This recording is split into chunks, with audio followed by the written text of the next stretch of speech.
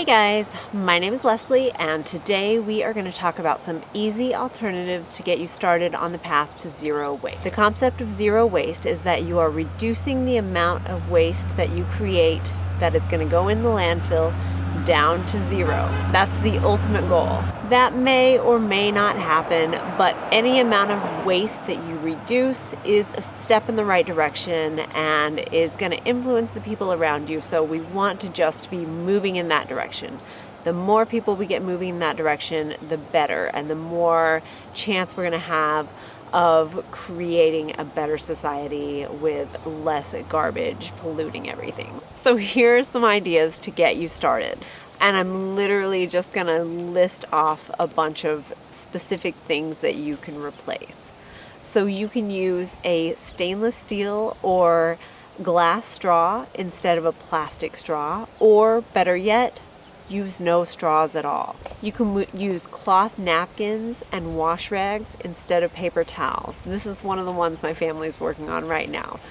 It's a challenge because we're used to paper towels. However, we are putting the processes in place. We're buying the cloth napkins and we're getting the wash rags together to use so that we can make that change. You can replace tissues with a handkerchief. So we're kind of going old-fashioned with some of this stuff, really, because that way was a better way to do it. And this is a big one that also needs to happen in my house. Replace your plastic bags for grocery shopping with cloth bags, or just reuse the plastic bags as much as you can. It takes creating a habit to remember to take the bags with you. It's a very worthy habit to have, and we are using an insane number of plastic bags, like in the billions, in the world today. So making that change can make a huge, huge difference. You see how quickly they can build up when you're bringing them in every week. You don't have to bring them in. You can refuse to bring them in by reusing another bag. People who shop at bulk stores a lot of times use glass jars to buy the bulk items. You can go in and have your jar weighed so that they know the weight of your jar. Go fill it with what you want to purchase. And then when they weigh it, they just take off the weight of the jar and charge for the amount of things that are in it. This one's a big one that is a new habit to create. There aren't bulk stores everywhere, so this is still something this is one of the big things that we need a big cultural shift on, is we need more of that available to more people, because that will reduce a ton of packaging. One of the easiest things to do is to take your own water bottle instead of buying bottled water. We recently traveled across the country and we have reusable cups, and every time we stopped to get fuel, we went inside and filled our cups up with ice and water. I paid for water one time coming all the way from the west coast to the east coast, 60 cents to fill up my cup. In most cases, they didn't charge me at all for the water that I got. Even if they had a sign saying they charged for water, we brought our own cup, and I think what they're really charging for is the cup. So most of the time we didn't get charged anything for water. I don't know how many bottled waters a family of 4 would buy traveling from the west coast to the east coast by vehicle, so driving the whole way. But it's a lot of water. And we didn't buy any. That was all those plastic bottles we could have created weren't created. And it only cost us about 60 cents to do it. So all the money that would have been spent on bottled water was not spent. You can do the same thing with your coffee. Take a reusable cup and ask them to fill your coffee in that. Another big shift for that one, because some coffee shops don't want to do that, but the more people that ask to have that done, the more likely they are to begin doing that. As the consumer demands it, they will start following suit and allow it. One thing we've started doing is baking our own bread. We don't eat a lot of grains. My youngest daughter cannot have any grains, so we also bake our own grain-free bread, which is not even something you can find in the store today. But we started baking our own bread for the rest of us, and we can make organic bread for like $1 a loaf with zero packaging. So we're saving money and we're reducing the packaging, because every time you go to the store to buy bread, what does it come in? A big plastic bag. An alternative to that, if you don't want to bake your own bread, is to go to a bakery, and you can actually take a pillowcase and ask them to put your bread in a pillowcase. So you still don't have to have the packaging on it, and that's going to be a fresher, more healthy bread than what you would buy at the store. You can buy your tea in bulk and use a strainer for it. And instead of using those Keurig coffee makers that are like everywhere right now with their little individual disposable cups, use a regular coffee maker, or better yet, use a French press. That's what I use, and there's no filter. The only waste that comes out of that is the coffee grounds, which are great for the earth. So they can be reused easily. Stop buying anything that's individually packaged. If you are going to be buying something in packaging, at least make it one large item in packaging versus 20 tiny bits that are all packaged up by themselves. Making homemade treats instead of buying individually packaged treats at the store is another big one. It is going to impact your health in huge ways. So even regardless of the waste, like, there's so many good things about that, because you can make healthier, better treats. There is no packaging in them. Oh, and it's so much cheaper, especially if you're buying healthy treats at the store. They can get very expensive because the ingredients can be kind of expensive. But if you make them at home, that takes the cost way down. So you can be eating a lot better with no packaging and with less cost. Make your own cleaning products. This one is so easy and so inexpensive, and you just get your spray bottle and then you just keep reusing it and making new products to go in it. Not only is it cheaper, it's easy, there's not as much packaging, but it's also so much healthier for you and the environment. And that's what it gets down to with a lot of these things, is it's not just the packaging, there's so many things it benefits besides just being zero waste. You can also make your own homemade body products, and this one I think might be a challenge for some people. This is something we started doing a long time ago. We're super happy with it. I haven't bought lotion in years at this point in time.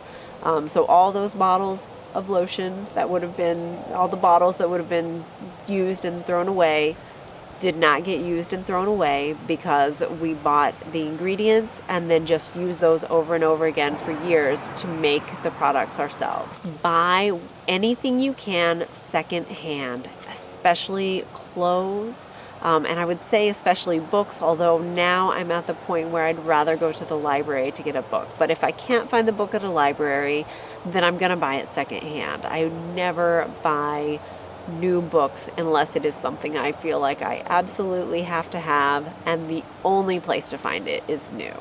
Other than that, I want all those secondhand. You can give so many lives to a book. So many different people can read it. It does not go bad. And there are honestly too many being produced right now in volume. I used to work in a bookstore, and we had to throw away books that weren't sold. They actually rip the covers off of them and throw them away.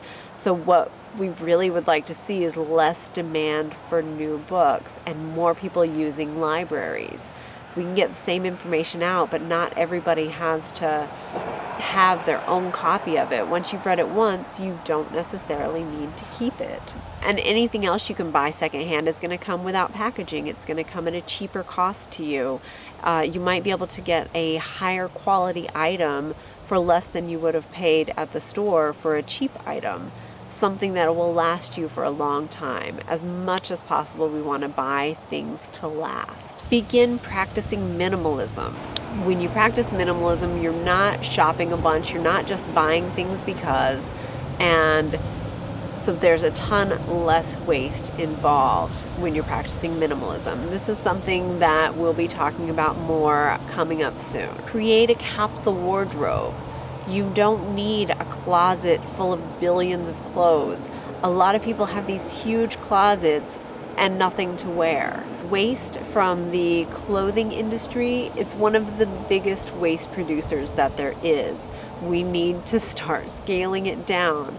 You know, they want to sell more and more and more and more, but we don't need more and more and more and more. We need just